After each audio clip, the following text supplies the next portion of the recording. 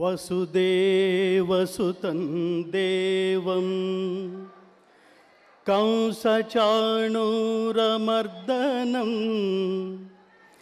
దేవకీ పరమానందం కృష్ణం వందే జగద్గురుం వందే నవఘనశ్యామం పీతకౌశేయవాససం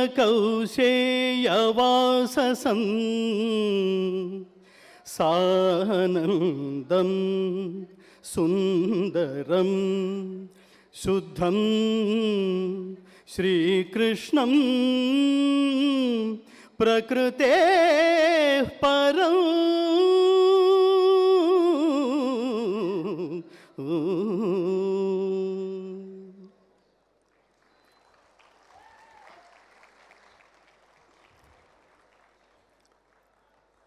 భీమ్లా నాయక్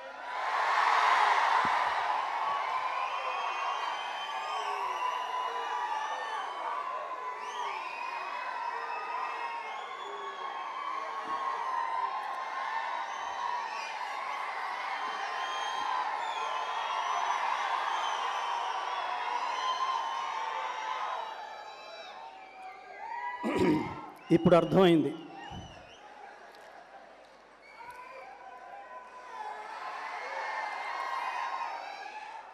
భగవద్గీత శ్లోకం పాడితే ఎవడు చప్పట్లు కొట్టడు.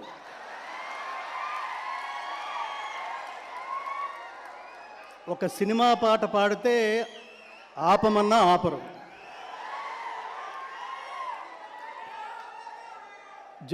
ఇక్కడ జాగ్రత్తగా వినండి మిత్రులారా. సినిమా పాట అంటే క్రేజ్, భగవద్గీత అంటే రెస్పెక్ట్. క్రేజ్ మనం ఉండగానే పోతుంది, రెస్పెక్ట్ మనం పోయిన తర్వాత కూడా ఉంటుంది. జీవితంలో నేర్చుకోవాల్సిన మొదటి పాఠం ఇది.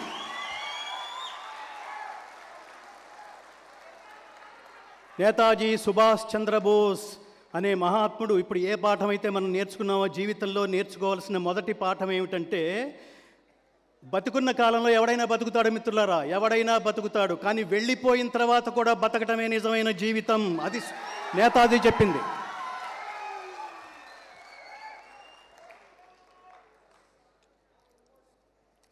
ఇవాళ ఎంత గొప్ప రోజు అంటే, నిజానికి ఈ కార్యక్రమం ఎంటర్టైన్మెంట్ ప్రోగ్రాం కాదు మిత్రులారా, ఎన్లైటైన్మెంట్ ప్రోగ్రాం.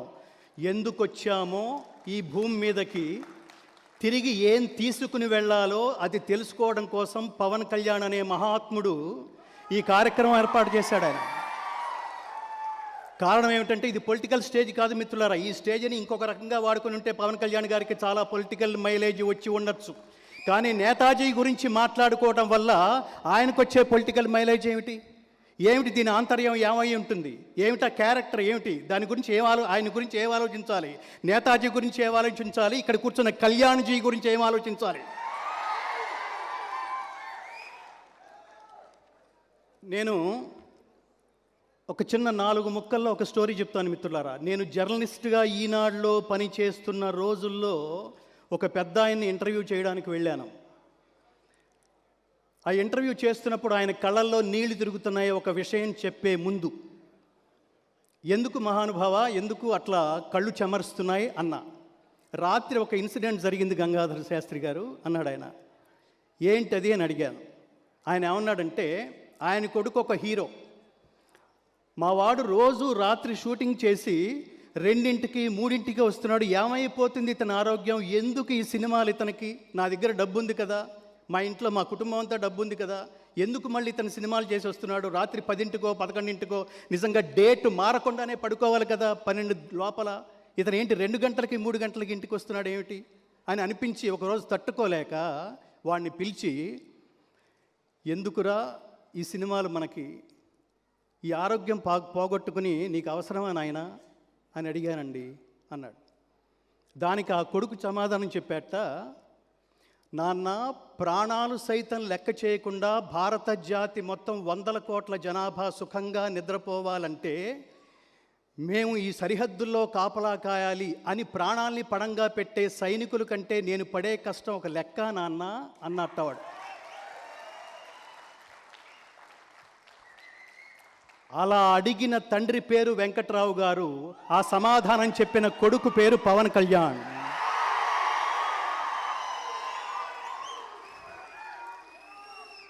ఏదో చాలా అంటే సినిమాల్లో వచ్చిన చాలా ఎర్లీ స్టేజ్లోనే ఆయనకు అంత భావజాలం ఉంటే, మీరు చూడండి, జీవితం అనేది ఎప్పుడు నేనుతో ప్రారంభమై మనముతో ఎండవకపోతే అది జీవితం కాదు మిత్రులారా, జీవితం కాదది. నాకు ఈరోజు ఎందుకు ఆనందంగా ఉందంటే, ఈ వేదిక మీద కూర్చున్న వాళ్ళందరూ ఎంటర్టైన్మెంట్కి సంబంధించిన వాళ్ళు కానే కాదు మిత్రులారా. ఒక్కొక్కళ్ళు వాళ్ళ సబ్జెక్ట్ని సెలెక్ట్ చేసుకుని ఆ సబ్జెక్ట్కి ఐకాన్గా మారిన వాళ్ళు. మనం ఇక్కడి నుంచి నేర్చుకోవాల్సింది అది. నేను చాలా కార్యక్రమాలు చూస్తుంటాను, సరదాగా 2 గంటలు గడిపేసి, ఒక సినిమాలో 2 గంటలు గడిపేసి కాసేపు మాట్లాడుకుని జోకులు వేసుకుని ఇంటికి వెళ్ళిపోతే అదేం జీవితం రా. 3 గంటలు స్పెండ్ చేస్తున్నామంటే మీరు బాగా గుర్తుపెట్టుకోండి, మనం ఈ లోకంలోకి సరదాగా వచ్చిపోవడం కోసం రాలేదు, తిరిగి ఏదో ఒకటి ఇచ్చిపోవడం కోసం వచ్చాం. ఇక్కడి నుంచి వెళ్ళేటప్పుడు కూడా ఏ లక్ష్యంతో పవన్ కళ్యాణ్ గారు ఈ కార్యక్రమాన్ని ఏర్పాటు చేశారో ఆ లక్ష్యం కొంతైనా నింపుకుని దాని గురించి చర్చించుకుంటూ ఇంటికి వెళ్ళకపోతే అసలు మనం అందరం కలిసి పవన్ కళ్యాణ్ గారి టైం అంతా డబ్బంతా కిల్ చేసినట్టు కదా. అది జాగ్రత్తగా ఆలోచించండి. Pawan Kalyan learning centre for human excellence అనే సామాజిక సేవా సంస్థ ద్వారా నేతాజీ సుభాష్ చంద్రబోస్ అనే మహాత్ముడు వెళ్ళిపోయిన తర్వాత కూడా నిజమైన కీర్తిశేషుడుగా, చాలామంది చూడండి, ఎవడన్నా చచ్చిపోతే వాడి ముందు స్వర్గీయ ఏదో వీడెళ్ళి చూసి వచ్చినట్టు, చచ్చిపోయిన వాడి పేరు ముందు కీర్తిశేషుడు, వీడేదో నిజంగా చూసి వచ్చినట్టు. ఏంటది? ఎవరికి కీర్తిశేషుడు అని పెట్టాలంటే నిజమైన కీర్తిని శేషంగా మిగిల్చుకుని వెళ్ళిపోయిన వాడిని మాత్రమే కీర్తిశేషుడు అని పిలవాలి మిత్రులారా. ఎవడ ఫోటోకి ముందు వాడపడితే ఫోటోకి అలా పెట్టకండి. జీవితం అంటే చాలా valuable. Every next minute of your life is a bonus given by the God. తర్వాత ఎన్ని కరోనాలు దాటుకుంటే బతుకుంటాం మిత్రులారా, రేపు బతుకుంటామని గ్యారంటీ లేని ఈ ప్రపంచంలో, గ్యారంటీ లేని జీవితంలో ఉన్న కాలంలో ఎంతో కొంత చేసి వెళ్ళాలని కదా. ఈ పుస్తకం రాసింది ఎవరో తెలుసా? నేతాజీ అనే పుస్తకం. జస్ట్ ఎంవీఆర్ శాస్త్రి గారు కాదండి, జర్నలిజంలో ది బెస్ట్ ఎంవీఆర్ శాస్త్రి గారు. ఐకాన్ అంటే అర్థం ఏమిటి తెలుసా? ఐకాన్ అంటే అర్థం, మీరు ఏ మార్గాన్నైతే ఎంచుకున్నారో మనం తర్వాత తరాల వాళ్ళు కూడా ఇదే మార్గంలో వెళ్ళాలరా అనిపించేంత ఐకాన్గా మారకపోతే అసలు ఆ మార్గంలోకి రాకండి. ఇదే చెప్పేది ఈ పుస్తకం. ఎన్ని గజాలు రాశావన్నది ఇంపార్టెంట్ కాదు, జాగ్రత్తగా వినండి. ఎన్ని గజాలు రాశావన్నది ముఖ్యం కాదు, ఎన్ని నిజాలు రాశావన్నది ముఖ్యం అంటాడు ఎంవీఆర్ శాస్త్రి గారు. అది జర్నలిజం. నాకెంత శాలరీ వచ్చింది ఇది కాదది. మన వెనకాల డబ్బు నడుచుకుంటూ రావాలి. కానీ ఇవాళ ప్రపంచం అంతా ఎలా ఉందంటే, ఉదయం 7 గంటలకు లేస్తే రాత్రి 10-11 గంటలకి ఇంటికి వచ్చే లోపల జేబు దడుకుని ఇవాళ నాకేమిటి ఎంత సంపాదించాను, ఏమిట్రా నాన్సెన్స్ ఇది. నాకేమిటి అనుకునేవాడు నాయకుడు కాలేడు. అతని దగ్గరకు వచ్చిన ప్రతివాడికి నీకేమిటి అని అడిగేవాడే నాయకుడు కాగలడు. ఆయనే పవన్ కళ్యాణ్.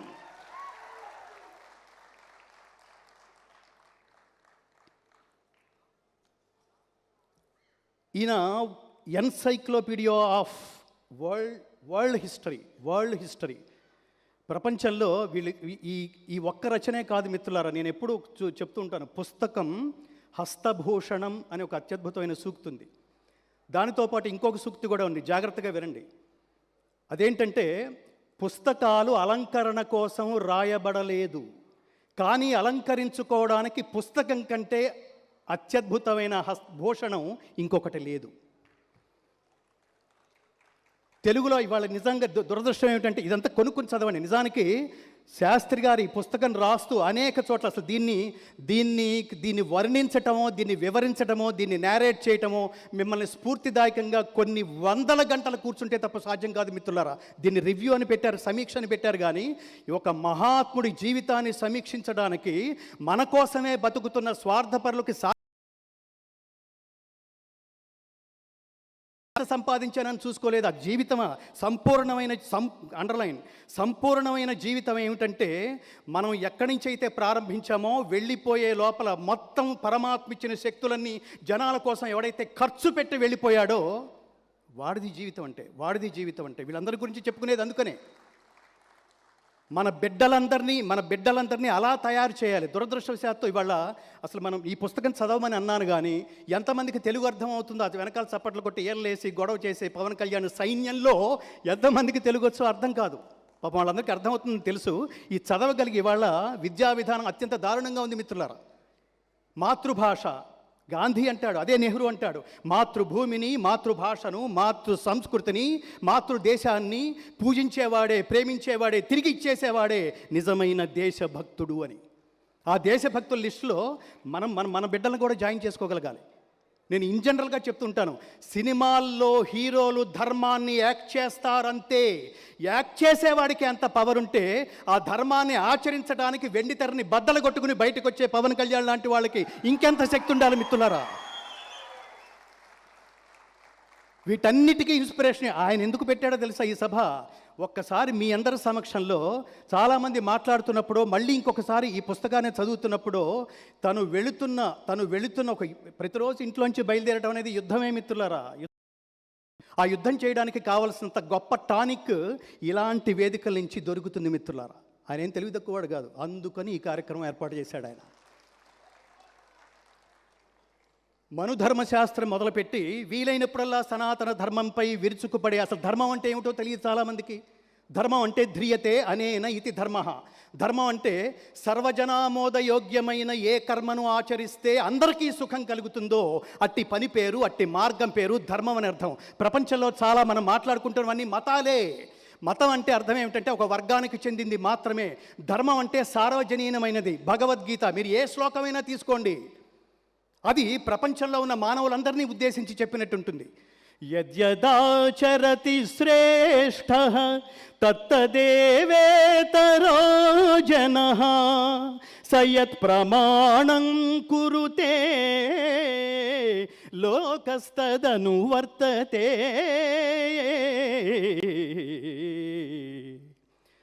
దీని అర్థం ఏమిటంటే, ఊరికే కొట్టకండి, ఏమర్థమైందిరా నీకు కొట్టేవాడు? ఉత్తముడు దేన్ని ఆచరిస్తే లోకమంతా దాన్నే ఆచరిస్తుంది. ఉత్తముడు దేన్ని ప్రమాణంగా అంగీకరిస్తే లోకమంతా అతనినే అనుసరిస్తుంది. అంటే దాని అర్థం ఏంటంటే, ప్రపంచంలో ఎవడు నీ వంక చూసినా ఈ మార్గంలోనే మనం నడవాలరా అనిపించేంత స్ఫూర్తిని ప్రపంచానికి అందించే స్థాయిని, శక్తిని, ఆసక్తిని, ఆ శక్తిని నువ్వు సమకూర్చుకోవాలని చెప్తుంది భగవద్గీత. అందుకనే నారాయణ రెడ్డి గారు అంటారు, మన దేశం ఈజ్ ఈక్వల్ టు ఏమిటి అని అడిగితే, నా దేశం భగవద్గీత, నా దేశం అగ్ని పునీత సీత, నా దేశం కరుణాంతరంగా, నా దేశం సంస్కార గంగా. ఇది భగవద్గీత. ఇంటర్నెట్లో అన్నీ దొరుకుతాయి, సంస్కారం తప్ప అది భారతదేశంలో మాత్రమే దొరుకుతుంది. అలాంటి సంస్కారాన్ని స్ఫూర్తిగా తీసుకున్న మహాత్ముడే నేతాజీ. ఆ స్ఫూర్తిగా తీసుకున్న మహాత్ముడు ఎవరో తెలుసా? శివాజీ, ఛత్రపతి శివాజీ. మీరు చూడండి, ఛత్రపతి శివాజీ వెళ్ళిపోయి సరిగ్గా 15 రోజుల క్రితం 392వ జయంతి. ఏంట్రా ఇది? మొన్న పోయాడు, నిన్న తలుచుకున్నాం, ఇవాళ లిస్టులోనే లేడు. నెక్స్ట్ ఇయర్ ఆ ఇంట్లో మాత్రమే ఆయన పేరుని స్మరించుకుంటూ ఒక తద్దనం పెట్టుకుని మర్చిపోయారు. ఇది జనరల్ లైఫ్. 92వ జయంతి నిజంగా మనకు అవసరం లేకపోతే మన పక్కింటి వాడి పేరే తెలుసుకోవడానికి ప్రయత్నించమే. అలాంటిది వెళ్ళిపోయిన వాడితో మనకేమిట్రా, అల్లూరు సీతారామరాజుతో మనకేమిట్రా, నేతాజీ సుభాష్ చంద్రబోస్తో మనకేమిట్రా అంటే వెళ్ళిపోయే ముందు ఇలా బతకాలని ప్రపంచానికి పాఠం చెప్పిన పాఠాన్ని ఇంకొకసారి మీ అందరికీ వినిపించాలనే ఒక ఉదాత్తమైన లక్ష్యంతో పవన్ కళ్యాణ్ గారు ఏర్పాటు చేసిన ఈ కార్యక్రమంలో వారు నన్ను ఆహ్వానించడం నాకు ఆనందంగా ఉంది, మీతో మాట్లాడడం నాకు ఆనందంగా ఉంది. నిజానికి 60 ఏళ్ళు దాటిన వాళ్ళందరినీ నేను ఈ కార్యక్రమాన్ని ఎందుకు ఆనందిస్తున్నానంటే, ఎందుకు అభినందిస్తున్నానంటే, ఈ కార్యక్రమంలో 60 ఏళ్ళు దాటిన వాళ్ళందరినీ పిలిచారనుకోండి, వాళ్ళకి ఎంత చెప్పినా లేపలేం. మీకు ఇంత చెప్పినా ఆపలేం. ఇది తేడా.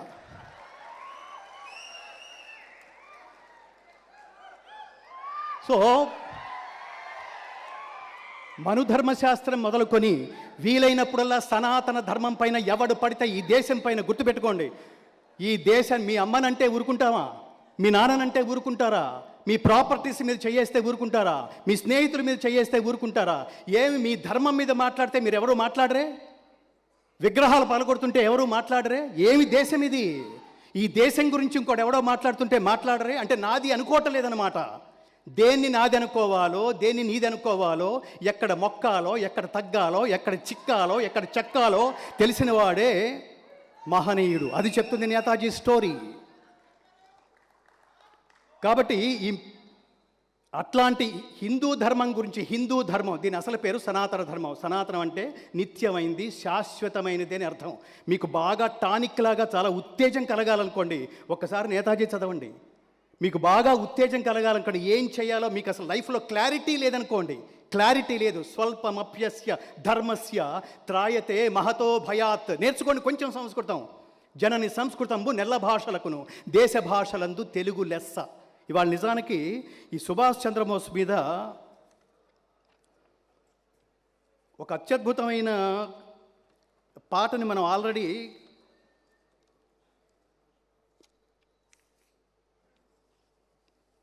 పుణ్యభూమి నా దేశం పాటలో మనం వినేసి ఉంటాం. తల్లులు బిడ్డల్ని చిన్నతనం నుంచి ఏమి చెప్పి, ఏమి తినిపించి, ఏమి చెప్పి పెంచారో బిడ్డ కూడా అలాగే పెరుగుతాడు మిత్రులారా. అసలు ముందు తల్లులకు చేరాల్సిన విషయం. ఈ సభా కార్యక్రమం పెట్టి నేతాజీ పుస్తకం చదువుకోమంటే చదివేసుకుంటారా మీరు? పవన్ కళ్యాణ్ గారు ఇస్తే చదివేసుకుంటారా? కాసేపు అల్లరి చేసేసి వెళ్ళిపోదాం అనుకుంటున్నారా? ఇది చదువుదాం అనుకుంటున్నారా? ఆయన చదువుతుంటే ఫాలో అవ్వండి. నేనేమంటానంటే, నేతాజీ సుభాష్ చంద్రబోస్ పుస్తకం చదివినా, భగవద్గీత చదివినా ఇంకా ఫ్యాన్స్ ఉండరు మిత్రులారా, ఫాలోయర్సే.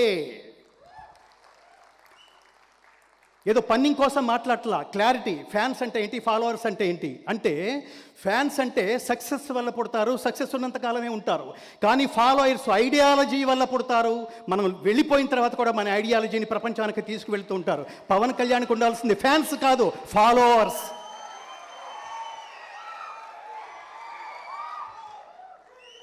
ఒకప్పుడు ఒక పెద్ద ఆయనకి చాలామంది ఫ్యాన్స్ ఉండేవాళ్ళు. ఆయన ఇప్పుడు ఒక పెద్ద హీరోకి ఆయన ఇప్పుడు వయోవృద్ధుడు అయిపోయాడు. ఆయన కొడుకు సూపర్ స్టార్ అయ్యాడు. ఇప్పుడు ఆ ఫ్యాన్స్ అందరూ ఇంకొకరికి షిఫ్ట్ అవుతారు.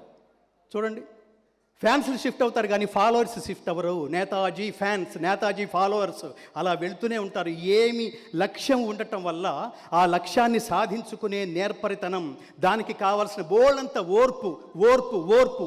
మొదటిసారి అనుకున్న సీట్లు సంపాదించకపోతే, వినండి జాగ్రత్తగా, ఇక వద్దులే, ఎందుకు ఇది మనకి 100 కోట్లు వచ్చే ఇంకొక ఆపర్చునిటీ ఉండగా, ఆల్టర్నేటివ్ ఉండగా ఎందుకు ఇది అని చాలామంది అని ఉంటారు కదా. ఏంట స్థైర్యం ఏమిటి, ఏంట కాన్ఫిడెన్స్ ఏంటి, ఏంట లక్ష్యంలో ఉన్న పవర్ ఏంటి? మనం పెద్దవాళ్ళ దగ్గరికి వెళ్ళేటప్పుడు, మనం ఫాలో అయ్యేటప్పుడు, వాళ్ళతో కాసేపు మాట్లాడేటప్పుడు జస్ట్ షేక్ హ్యాండ్ ఇచ్చి ఫోటోలు దిగేసి వెళ్ళిపోకండి రా నాయన. వాళ్ళు ఎందుకు ఆ స్థాయికి వచ్చారో తెలుసుకోండి. హీరో అంటే అర్థం ఏంటంటే, ఇందాక చెప్పాను, రియల్ హీరో అంటే ఏంటంటే, పవన్ కళ్యాణ్ గారు ఎందుకు తెర చించుకుని బయటకు వచ్చి ఇంకా ఈ పనులు చేస్తున్నాడంటే, తెర మీద ఉన్నవన్నీ వాటికన్నిటికీ, అవి పాటలు కానీ, సినిమాలు కానీ, మాటలు కానీ, వాటన్నిటికీ ఎక్స్పైరీ డేట్స్ ఉంటాయి మిత్రులారా. బాహుబలి మనం అద్భుతంగా చూసి ఉండొచ్చు. ఇవాళ చూపిస్తే నేను ఎవడు చూడదు, కొంతకాలం తర్వాత ఎక్స్పైర్ అయిపోతుంది. ఇవాళ ఏదో ఒక పాట వచ్చింది, ఒక 10 సంవత్సరాల తర్వాత ఆ పాట ఎవరు పాడుకోరు, బోర్ కొట్టేస్తుంది. వీటన్నిటికీ ఎక్స్పైరీ డేట్లు ఉంటాయి. కానీ ఎక్స్పైరీ డేట్ లేని జీవితం అంటే ఏమిటో తెలుసా? ప్రజలతో మమేకమై నీకేం కావాలి, మన దగ్గరకు వచ్చిన ప్రతివాడిని నీకేం కావాలి అడగగలిగితే, దాన్ని సాకారం చేయగలిగితే, వాళ్ళ కోరికలు నెరవేర్చగలిగితే, వాళ్ళ అర్హతల్ని బట్టి వాళ్ళని ప్రోత్సహించి ఆదుకోగలిగితే, అసలు ఇంతకంటే ఒక జన్మలో కోట్ల మంది తపస్సు చేస్తే ఒకడు పవన్ కళ్యాణ్ అవుతాడయ్యా. కోట్ల మంది తపస్సు చేస్తే అంటే ఎంత విలువైన జీవితం అయి ఉంటుంది అది. అట్లా కోట్ల మంది రాజకీయాల్లోకి వెళితే, కోట్ల మంది భారతదేశపు భరతమాత ముద్దు బిడ్డ ఎవరిని పడితే వాడిని అనేస్తావా? ఊరికే సభా మర్యాద కోసం అట్లా అనద్దు. త్యాగి మాత్రమే. ఏదైతే సమాజానికి ఎప్పుడు చూసినా వాడు ఇవ్వడమే తెలుసు కానీ వాడికి తీసుకోవడం తెలియదు. మీరు జాగ్రత్తగా గుర్తుపెట్టుకోండి. ఉండటం అంటే మనసు ఉండటం కాదు, ఉండటం అంటే డబ్బు ఉండటం కాదు, మనస్సు ఉండటం. డబ్బంతా ఎవరి దగ్గర ఉంది? దుర్యోధనుడి దగ్గర. పేరెవడికి వచ్చింది? కర్ణుడికి. ఏమని వచ్చింది? దాన కర్ణుడు. ఈ దానం చేసిన డబ్బంతా ఎవరిది? దుర్యోధనుడిది. వీళ్ళిద్దరికి తేడా ఏమిటి? వీడికి బుద్ధి ఉంది, వాడికి బుద్ధి లేదు. అలాంటి ఈ గ్రంథంలో అలాంటి ప్రాణత్యాగానికి కూడా సిద్ధపడి గీత చెప్తుంది. శ్రేయాన్ స్వధర్మో విగుణః పరధర్మాత్ స్వనుష్ఠితాత్ స్వధర్మే నిధనం శ్రేయః పరధర్మో భయావహః. ఆకర్షణీయముగా అనుష్ఠింపబడిన పరధర్మము కన్నా గుణము లేనిదైనను స్వధర్మమే మేలు. అట్టి స్వధర్మాచరణమున మరణము సంభవించినను మేలే. పరధర్మము భయంకరమైనది. తెల్లతోలు యాటిట్యూడ్ ఒకటి ఉంది చూడండి. దాని బారిన పడిన వాళ్ళల్లో మన వాళ్ళ చరిత్రలు చాలా యూట్యూబ్లోనూ చాలా ధైర్యంగా, ఇంకా మోడీ గారి ప్రభుత్వం వచ్చిన తర్వాత చాలా విషయాలు ధైర్యంగా మాట్లాడుకునే స్వేచ్ఛ వచ్చింది మిత్రులారా. మన దేశం, మన ధర్మం, దీన్ని కాపాడుకోవాలనే లక్ష్యం బాగా పెరిగింది. ఆ దీంట్లో అప్పటి కాంగ్రెస్ పాలనలో ఉన్న వాళ్ళ కారణంగా నేతాజీ అనే మహాత్ముడిని పేరంతా, క్రెడిట్ అంతా ఇతనికి వెళ్ళిపోతుందనే భయంతో ఇతని పేరు ముందుకు తీసుకురాలేదు మిత్రులారా. ఇతని గురించి పుస్తకం అంతా సమగ్రంగా రాసిన తర్వాత ఎంవీఆర్ శాస్త్రి గారిని, మాకెందుకండి ఇన్ని పేజీల గ్రంథం, దీన్నంతా ఒక్కసారి మీరు దాన్ని ఏమంటాం జల్లెడ పట్టి ఒక 4 వాక్యాల్లో చెప్పండి, వాట్ ఈజ్ నేతాజీ అని అంటే శాస్త్రి గారు రాశాడు. మీరు ఈ పుస్తకం చివరిలో ఉంటుంది చూడండి, పుస్తకం వెనక అట్ట మీద ఉంటుంది చూడండి. దేశాన్ని చెరబట్టిన తెల్ల దొరతనాన్ని తరిమి స్వాతంత్రం, నేషనల్ హీరో, సాటిలేని సేనాపతి, సాహస వీరుడు, ప్రపంచ స్థాయి విప్లవ నాయకుడు, ఆల్ టైమ్ సుభాష్ చంద్రబోస్ సంగ్రామ చరిత్ర ఈజ్ దిస్ బుక్.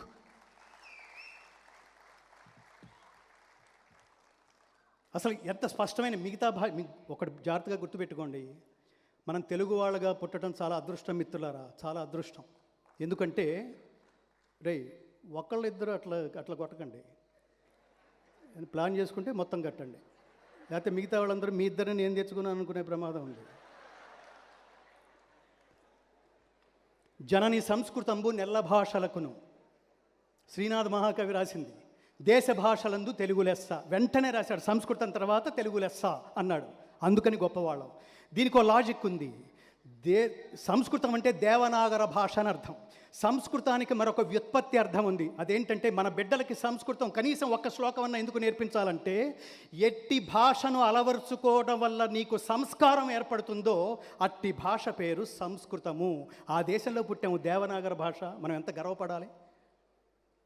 దాన్ని, అలాంటి సంస్కృతంలో ఉన్న 56 అక్షరాల్ని అంతే స్వచ్ఛంగా, అంతే స్పష్టంగా, అంతే ఆత్మశుద్ధంగా పలకగలిగేవాడు ఈ దేశం మొత్తం మీద ఒక్క తెలుగు భాషీయుడు మాత్రమే.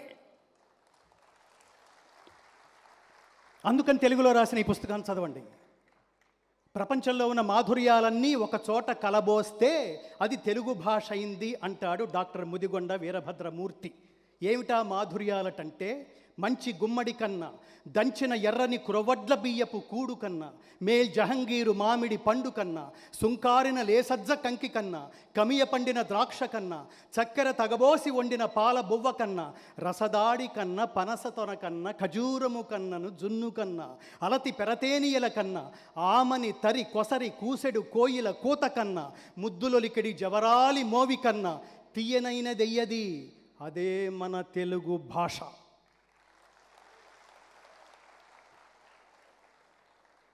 చాలా దురదృష్టకరం ఏంటంటే, ఈ దేశం నిండా ప్రపంచానికి భగవద్గీత పేరుతో దేశంలో పూర్తిగా ఈ దేశం నుంచి పారిపోయింది, లుప్తమైంది ఏమిటో తెలుసా మిత్రులారా?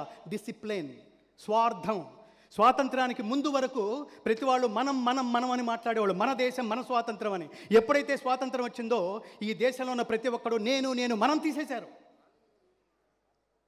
దానికి రీజనే మీరు చూడండి, 75 సంవత్సరాలుగా భారతీయ చరిత్రని అనేక ప్రభుత్వాలు, చరిత్రకారులు మొత్తం సమాధి చేస్తే అది తవ్వి తీసి నిజాల్ని వెలుగులోకి తీసుకొచ్చిన ప్రయత్నమే ఈ నేతాజీ పుస్తకం. దయచేసి ప్రతి ఒక్కళ్ళు, నేను ఇందాక ఈ వస్తున్నప్పుడే అడిగాను, ఇక్కడ ఏమన్నా కౌంటర్ పెట్టారా, ఈ పుస్తకాలు ఏమన్నా మీరు అందించడానికో పంచడానికో?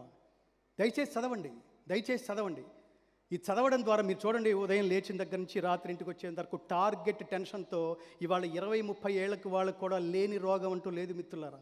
చిన్నప్పుడే బీపీలు, షుగర్లు, ఇన్ని గుప్పిడి మాత్రలు వేసుకుంటే తప్ప మనం బతకని పరిస్థితుల్లో ఉంటే, అసలు కర్మయోగం అంటే ఏమిటో తెలుసుకుంటే ఈ రోగాలే మన దగ్గరికి రావు కదా. పని చేస్తాడు, ఫలితం నాది కాదంటాడు నేతాజీ. అందుకని ఏం రోగం లేదు ఆయనకి.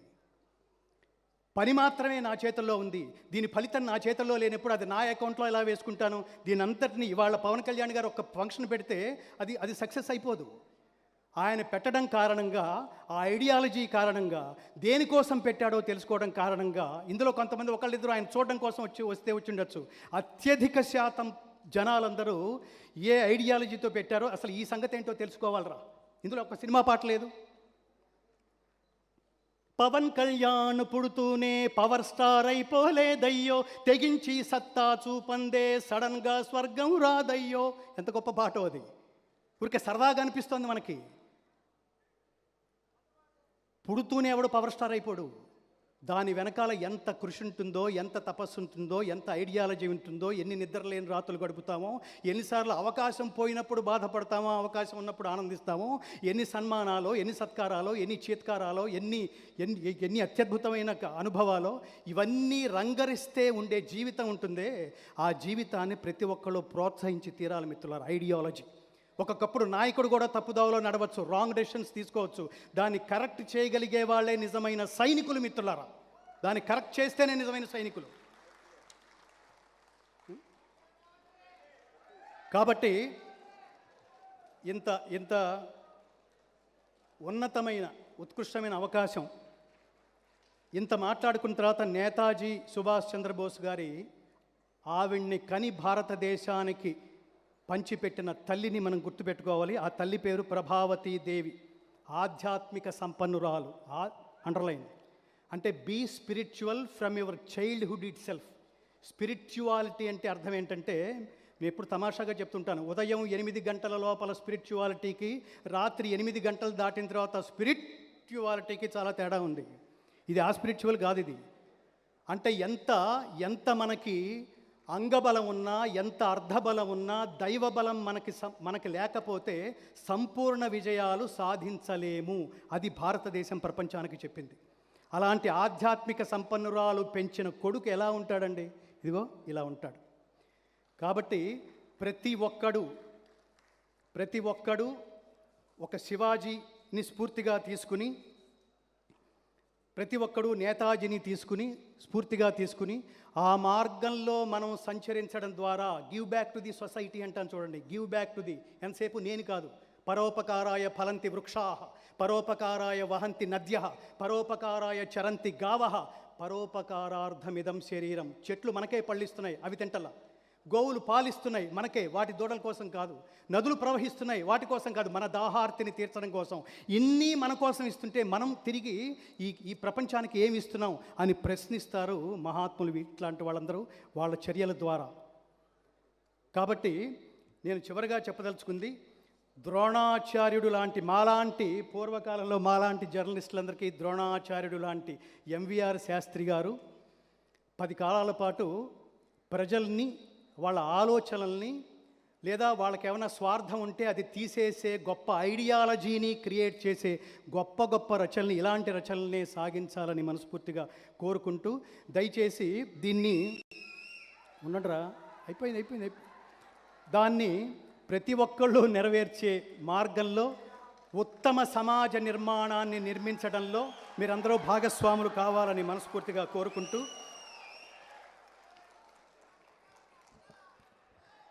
చివరగా ఒకే ఒక వాక్యం. శివాజీ, నేతాజీ, పవన్ కళ్యాణ్జీ. నేను నమ్మే సిద్ధాంతం ఏమిటంటే, పవన్ కళ్యాణ్ కదా పేరు, ఈ పవనం జన చైతన్యం కోసం, ఈ కళ్యాణ్ లోక కళ్యాణం కోసం. దీన్ని ఆ పరమాత్మ, నేను ఇంత మాట్లాడుతున్నాను కదా, మీరేంటండి ఈ దేశం గురించి చాలా మాట్లాడారు, మీరేం చేశారని అడగచ్చు. అది ఒక వాక్యంతో ముగిస్తాను. ఈ దేశంలో సంపూర్ణ భగవద్గీతలోని 700 శ్లోకాలను తాత్పర్య సహితంగా మీరు కళ్ళు మూసుకుని వింటుంటే, సాక్షాత్తు కురుక్షేత్రంలోనే కూర్చుని శ్రీకృష్ణార్జున సంవాదాన్ని ప్రత్యక్షంగా వింటున్న అనుభూతి కలిగించే సౌండ్ టెక్నాలజీలో రికార్డ్ చేయడం కోసమే నా జీవితాన్ని డెడికేట్ చేసి దీన్ని ప్రచారం చేస్తూ, స్వార్థం లేని ఉత్తమ సమాజ నిర్మాణం కోసం భగవద్గీత అనే గొప్ప పాఠం బాల్యదశ నుంచే విద్యార్థులకి తల్లిదండ్రులు నేర్పించగలిగితే ఐడియాలజీ వేరుగా ఉంటుందనే లక్ష్యంతో దాని యూనివర్సిటీస్కి, కాలేజెస్కి, స్కూల్స్కి, వెళ్ళి ప్రచారం చేసే ప్రచారకర్తగా నేను ఇది రికార్డ్ చేసి నేను మొట్టమొదట వినిపించింది డాక్టర్ ఏపీజే అబ్దుల్ కలాం. ఆయన విని, అబ్దుల్ కలాం జాగ్రత్తగా వినండి, ఆయన ఆ భగవద్గీత విని ఆయన ఏమన్నాడు తెలుసా? నాకు స్ఫూర్తినిచ్చిన మహోత్కృష్టమైన 3 గ్రంథాలలో మొదటిది భగవద్గీత బై అబ్దుల్ కలాం. కాబట్టి ఆ పరమాత్మ, శ్రీకృష్ణ పరమాత్మ పవన్ కళ్యాణ్ గారికి ఆయుష్, ఆరోగ్యం, సంపద, విజయం, ఐశ్వర్యం, స్థిరమైన స్థానం, మహోత్కృష్టమైన స్థానం, స్థిరమైన నీతి ఇవన్నీ ప్రసాదించాలని మనస్ఫూర్తిగా కోరుకుంటూ ఈ వేదిక మీద సంపూర్ణ భగవద్గీత పేటికని పవన్ కళ్యాణ్ గారికి అందిస్తూ శతమానం భవతి శతాయు పురుష శతేంద్రియ ఆయుష్యేవేంద్రియే ప్రతిష్టతి. జై శ్రీకృష్ణ. అందరూ ఒకసారి చెప్పండి, అందరూ ఒకసారి చెప్పండి. జై శ్రీరామ్, జై శ్రీకృష్ణ, జై నేతాజీ, భారత్ మాతా కీ.